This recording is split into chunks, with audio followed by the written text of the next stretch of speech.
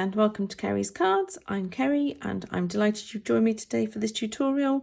We're going to show you how to make this lovely little gift box.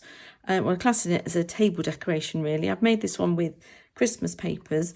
It rolls up or rolls undoes, and then it perfectly fits in some little, I won't say the brand, but you can see for yourself, little Ferrero Rocher balls, and then you put 4 in. And then you could pop that onto any table. It doesn't have to be just for Christmas. Here's another one I've done with Pink's papers. Could be a lovely little present for a birthday party or anything like that. It's a table decoration. So let's get crafting. I'll pop those over there so you can see them while we're making. And then I'll bring in some measurements. But all of this information, as always, will be in the information at the bottom underneath the video, and there's been that one there and there. So what I've done here is the measurements for the wraparound and then the boxes, and then this is how to cut the template out. You will need some designer series paper. This one I've used some vellum for the back and then a tag for the top. I'll pop that there because I've already pre-cut those.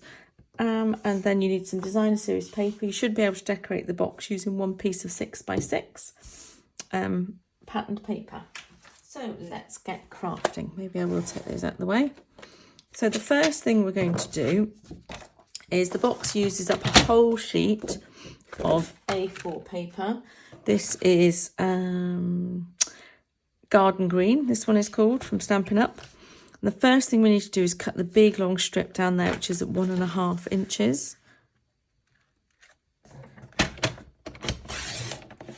Pop that to one side. Then we're going to cut the next line is at 6.5 inches down here. I'll cut that there. We've got a little strip left. And then I want 9 inches is my next cut when we turn it round 90 degrees. Just pop that bit to one side there. Don't forget we're going to use that bit shortly. This is going to cut out B, but at the moment now we're just doing this bit here, which is 4 pieces we need. But before we cut this into 4 pieces, I find it easier to pop in the score lines first, so you're only doing one set of score lines rather than 4 lots of 4 score lines. It'll make sense shortly, hopefully. So we are going to score now on the 6.5 inch side. We're going to score at 1.5 inches.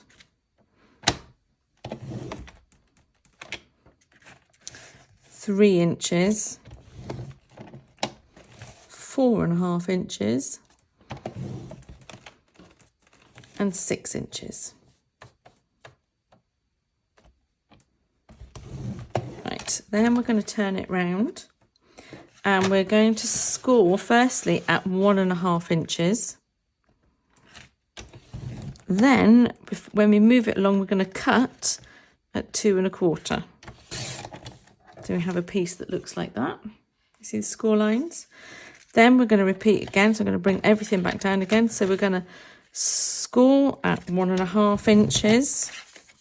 Post-it notes aren't very sticky. And then cut at 2.25. Bring them back down again. Let's do the same again. Score at 1.5 inches and then cut at 2.25 inches. And then the last piece is already 2.25, but we need to score at 1.5 inch. So we'll do that there. So then we have 4 pieces of identical card. And this is going to make the 4 boxes, but we'll just put those to one side now. Then we'll take this piece here that we put to one side, and this now we're going to cut our section B, which needs to be, this is the second part of our wrap around the box. It's going to be 1.5 inches by 6.5. So it's already 6.5 inches. Actually, no, sorry, 6.25 this one, because otherwise it's just slightly too long when you go around. 6.25, so cut that end bit off. Then I want you to score it at 3 1/4 inches. We're going to take back our big long piece and we're going to do the score lines on this one now. And this is where I get a bit very attention to detail. We're going down to the smaller sizes. It needs to be 1 5/8. So that's the next big one after the 1 1/2 mark. Then 4 6/8. Now I know that means that's actually 4 3/4, but I kept everything in this in the 1/8 mark, so it's easier for me to remember. And then we're going to score at 7 7/8. And then we're also going to score at 11.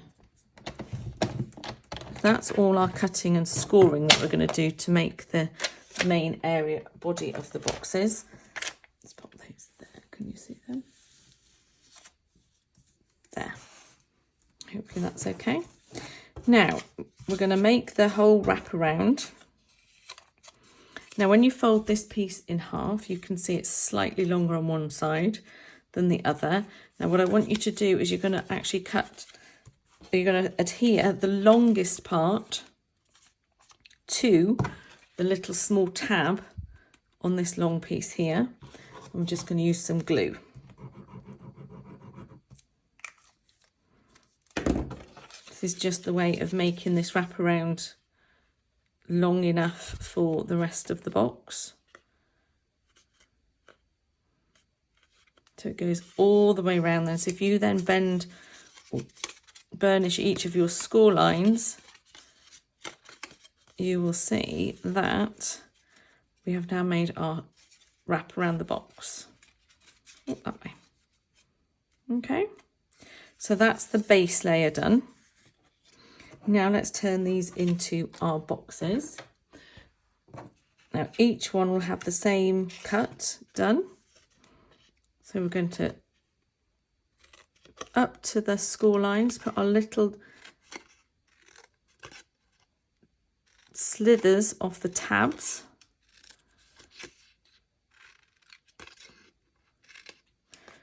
So there you have our basic template. You see there? To create our box, we'll do the same for the other 3.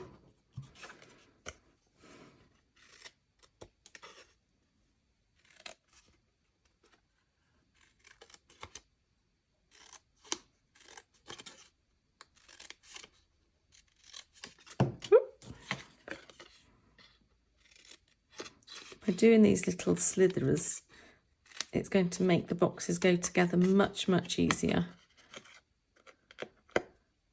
when we come to build them. 2.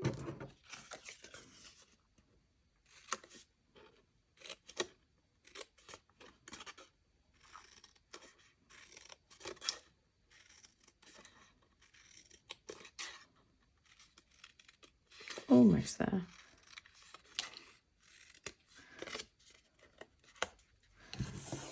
And last one.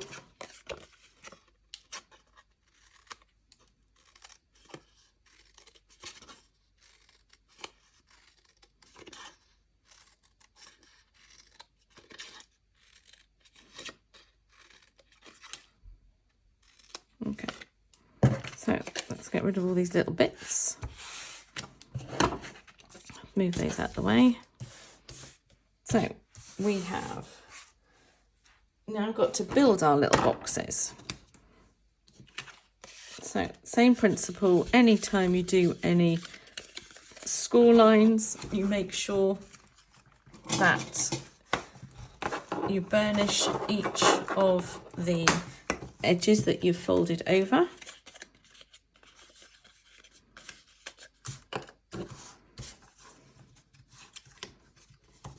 This could be done with your fingernails, it could do with the burnishing tool, like we've got what we call a bone folder here is what I'm using. You can choose whichever works best for you.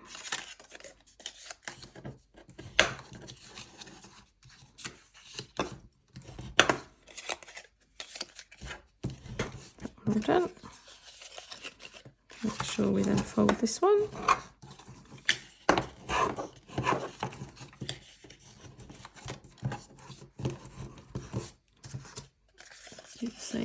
one. The more you do it, then the better the actual box will look at the end. And the last one.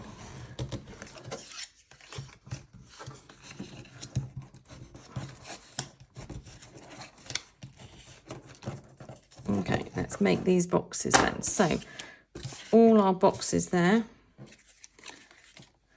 and then we're going to put them together by putting a little bit of glue here on the tab there, and then I fold that one over so it's in the middle, and then if your boxes are nice and square, you should just be able to fold that down, hold it for a little bit and leave it there. Don't put too much glue on because you don't want it to overflow when you squeeze them together.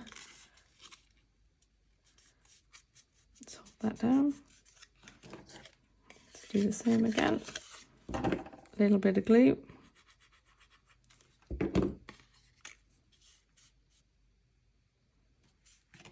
Last one. Hold that one down. So we'll just let those dry a little bit.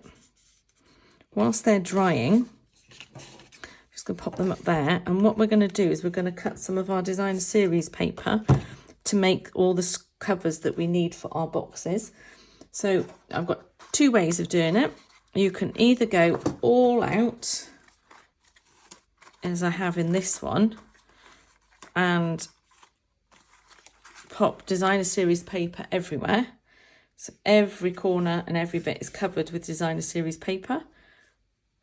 If you're going to do that way, you need 19 small 1 1/4 by 1 1/4 pieces of DSP. If you're going to do it slightly differently, like this way, I won't do that one back up.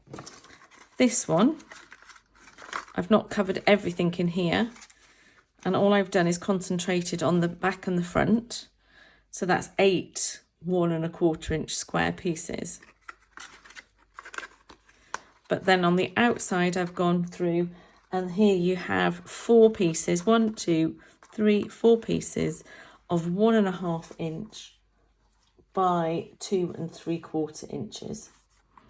So I'm going to just cut this up into, again, my outside ones first. I'm going to cut my 1 1/4 strips.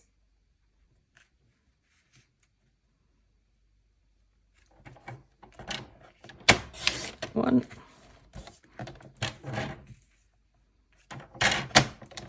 Two. 3.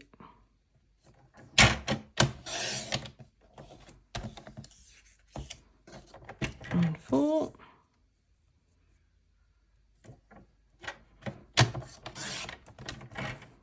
There's 4 strips there, a little bit left over.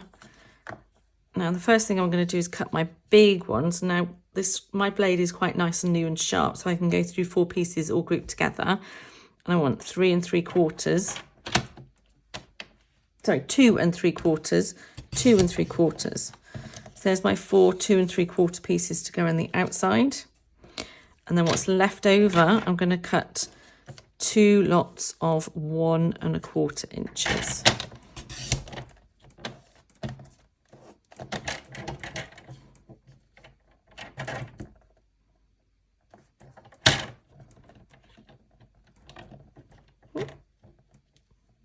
It's a bit small, let's start that again. There we are. And there's my 8 little squares to go on the front of the box, and there's a little bit left over. Now remember, I did another box earlier, or card earlier, that cut the corners out to make a fold, and these were all 1 inch squares. So I do have some extra 1 inch squares if I decided to use those, and you could bring that into the project as well. So let's now start putting our boxes together. You can either decorate beforehand. If you're only going to do the odd 1 or 2, or the front and the back, I would wait and decorate at the end. If you know that you're going to put them on everything, then you can go now is the best time to put all your pieces on whilst you have the boxes flat. So for example, you just pop one on each side and do it that way. But because I've only got 8 there and I'm only going to do the front and the back, I'm going to build my boxes first. So I go round 1, 2, 3 on top of one another. Then the last one, I tuck this end underneath, and then there's no glue involved there at all. So we do the same again. So 1 in, 2, 3, and then tuck the last one under. Do the same again. 1, 2, 3, and tuck the last one under the first one. And the last one. 1, 2, 3. Oh, 1, 2, 3. And tuck the last one under the. Ooh, this one's being a bit fiddly. 2, 3, and the last one under the first one. There we go. So there are our 4 boxes. We'll just move that there. So when it comes to popping them in the boxes or into the making our shape to roll them up, what I do is we have a score line, and each of the score lines is where you're going to place the box. So I'll put some glue on the bottom, quite a lot of glue because you don't want them to move, and then line it up next to the score line like that. And I'm just going to pop it down there and put my fingers in to make sure that it holds all the bottom, holds in place. That's one done. Then the next one, do exactly the same as that before. Lots of glue, bring it to that, line it up to that score line, but at the same time you want to tilt that down to make sure that your box will go flat and flush, so that you're on close enough to the line there. Then hold it in place while they dry.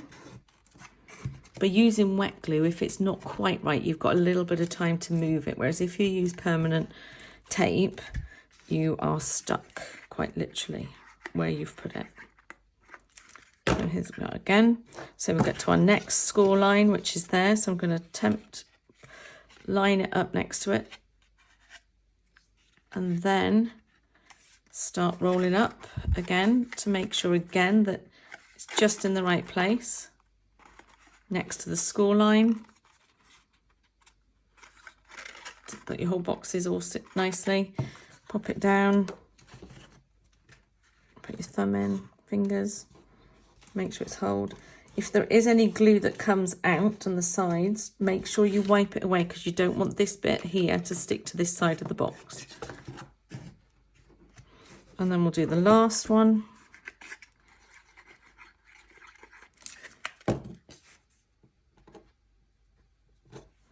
So roll up, and roll up.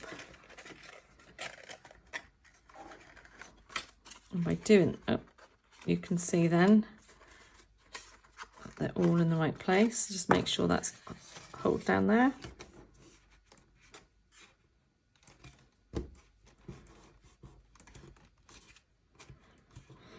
Okay, so that's my 4 boxes in their right places. Now I'm going to put the glue on.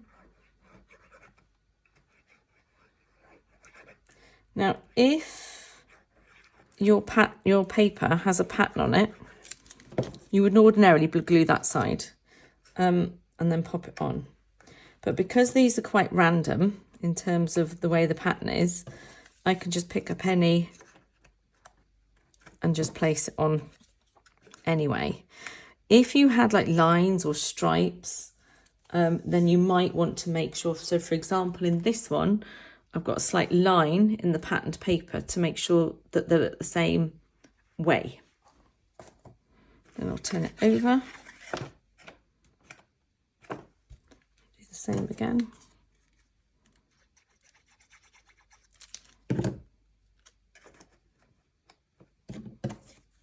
Now you could, if you wanted to, alternate and put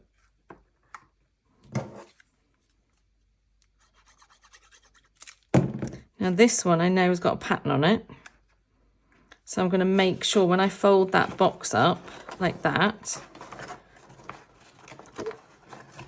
that this piece of paper, the pattern is also the same way, by rolling it up first. And then all of that is the same way. Okay. Now we've put all those ones on, we need to decorate our sides of the boxes. So if we roll it all up, we can see that we need to have some paper on this piece.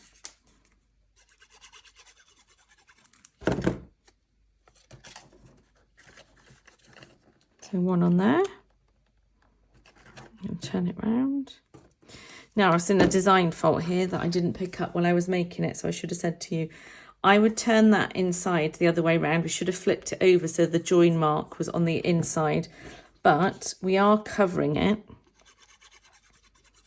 so it's not really too much of an issue, and it's on the side of the box.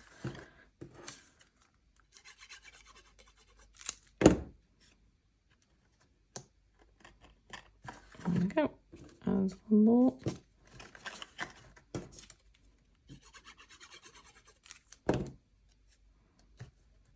There we are. Okay, so there we have our decorated box and side.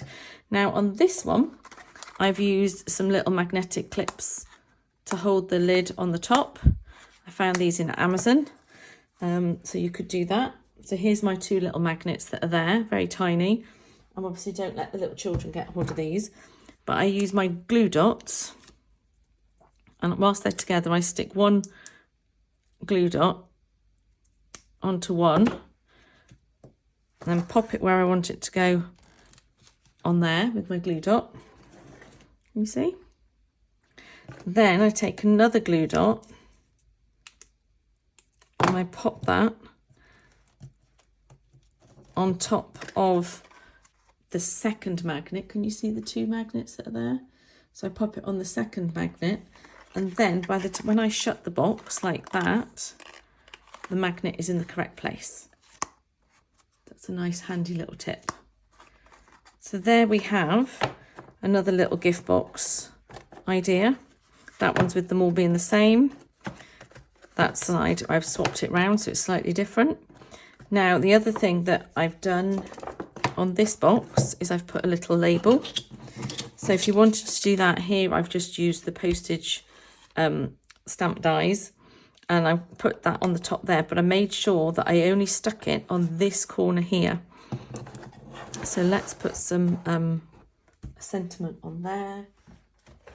It's Christmas again, so let's get a for you sign, if I can find them.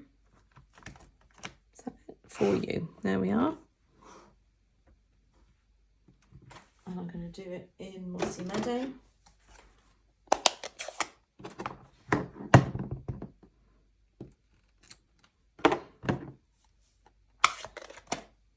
There we go. Then I can put this all over here because we're not going to see the back of this. And then I made sure that I used my foam pads only in the bottom right hand corner. So then when I put these on into the middle of the box like that, it then still means that the whole box will open up.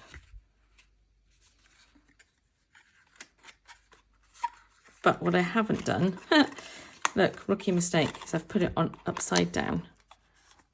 Oh, because I didn't have the box, so I peeled it off quick. So which way we're going to open? So that's the way we're going to open the box. So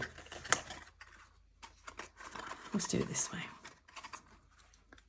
So if we're opening the box that way, that's my bottom box. So I then need to pop it on there.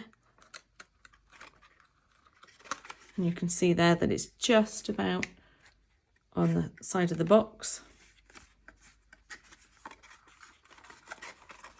And there we have. So it's a little bit too far over.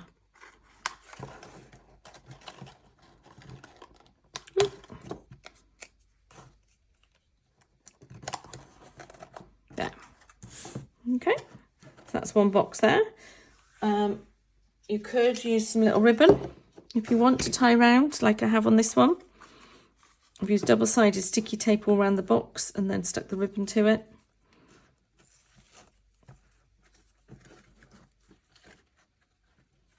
To make it look nice and pretty. Or for this one, I made its little bow, or you might have another bow making kit. So you could just get a piece of ribbon, do some bunny ears, tie them around one another to make a bow. Pull it nice and tight. Got that there. And then you could use one of your glue dots on the back of the ribbon and just pop that on the top of your box. And there you have another little gift box for the table. You can pop whatever you want in.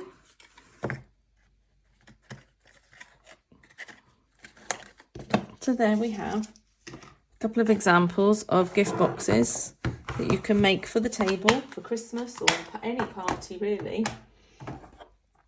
It'd be quite quick and easy. I've just done a few others. I'll just go and grab.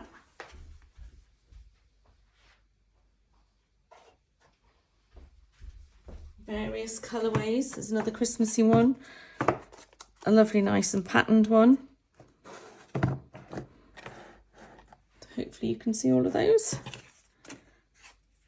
So I hope you like that idea.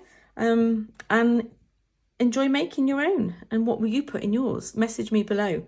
Let me know what other things you found that might fit in there. I've obviously put Ferrero Rocher in, but there could be some other little treats in there that I haven't thought of. Or you might have something slightly different.